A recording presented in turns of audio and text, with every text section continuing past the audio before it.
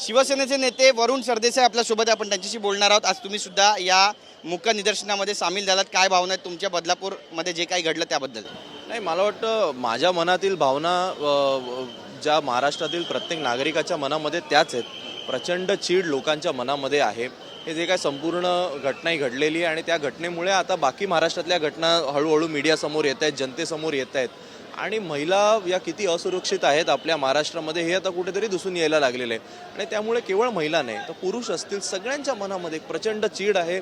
सरकारने सुद्धा या केसमध्ये जो काही दिरंगाई केलेली FIR रजिस्टर करण्यामध्ये त्याबद्दल लोकांच्या मनामध्ये चीड आहे. केवळ लाडकी बहीण म्हणायचं, 1500 रुपये द्यायचे आणि मतं विकत घेण्याचा जो काही केविळवाणा प्रयत्न आहे याच्या विरोधात आता सामान्य महिला या मीडियासमोर येऊन लोकांमध्ये येऊन बोलायला लागलेल्या आहेत की जर महिला सुरक्षित नसतील तर त्या 1500 रुपयांचं करायचं काय. त्यामुळे सगळे प्रश्न आहेत. माझी सरकारला कळकळीची विनंती आहे की कोणतंही सरकार असो, ते आमचं असो, कोणाचंही असो, विरोधकांचं असो, त्यांची प्रमुख जबाबदारी असते की त्यांच्या राज्यातल्या सगळ्या नागरिकांना सुरक्षित वाटलं पाहिजे. तेच जर वाटत नसेल तर तुमचं करायचं काय, तुमच्या खुर्च्यांचा उपयोग काय. नक्कीच. पण काल ज्या पद्धतीनं कोर्टाचा निर्णय आला त्याबद्दल काय भावना आहेत शिवसैनिकांच्या? आता काय उद्धव साहेबांनी सांगितलं आहे की कालच केस PIL रजिस्टर होते, कालच त्यावर निकाल येतो. चांगलं आहे. असं जर सगळ्याच केसवर एवढ्या पटकन निकाल कोर्ट द्यायला लागलं तर आनंद आहे. आज लाखो केस या कोर्टामध्ये प्रलंबित आहेत.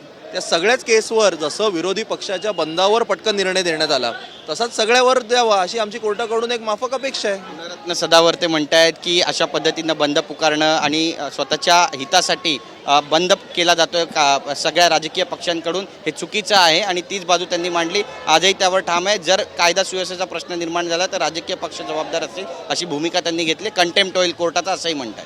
बघा, ते काय म्हणतात याला काय फारसं महत्त्व नाही. आज महाराष्ट्रातील 12 कोटी जनता काय म्हणते हे आपण विचारलं पाहिजे. आणि लोकांच्या मनामध्ये मी तुम्हाला सांगतो एवढी चीड आहे.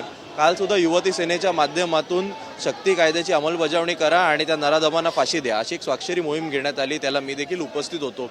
महिला स्वतःहून येऊन सांगत होत्या की फाशी ही देखील छोटी शिक्षा आहे. अशा लोकांना तुम्ही जनतेच्या हवाली सोपवा, त्यांच्या अंगावर जनावरं सोडा. इतकी तीव्र भावना आज महिलांच्या मनामध्ये.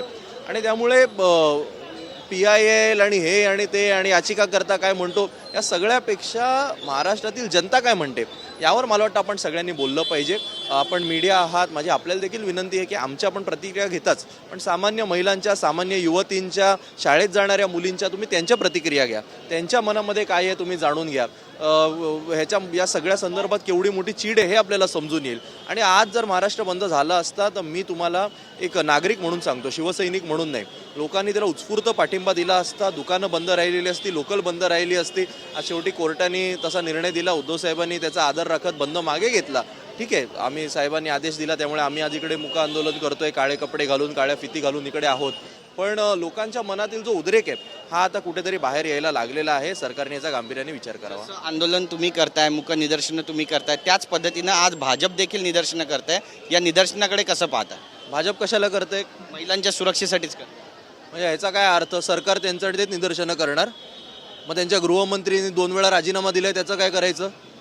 ही कसली नौटंकी आहे? त्यांचेच गृहमंत्री आहेत ना. सरकारमध्ये अपयश आलं म्हणून राजीनामा दिला ना. मग आता नाही देत आहेत. निवडणुकीत सीट कमी आल्या म्हणून राजीनामा. त्यांच्या पोलिसांनी 12-12 तास FIR घेतले नाही तेव्हा राजीनामा नाही देत. ही काय फालतूगिरी आहे? भविष्यातली भूमिका शिवसैनिकांची काय असणार आहे? शिवसैनिकांची भूमिका ही नागरिकांसोबत असणार आहे. 3 महिन्यामध्ये आमचं सरकार येत आहे.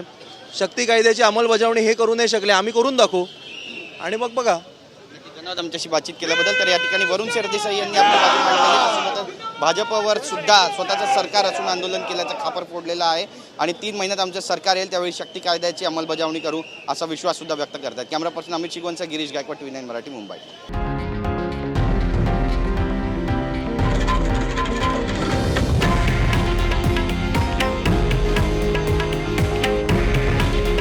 हे आहे देशातील नंबर 1 न्यूज नेटवर्क आणि आपण पाहत आहात TV9 मराठी.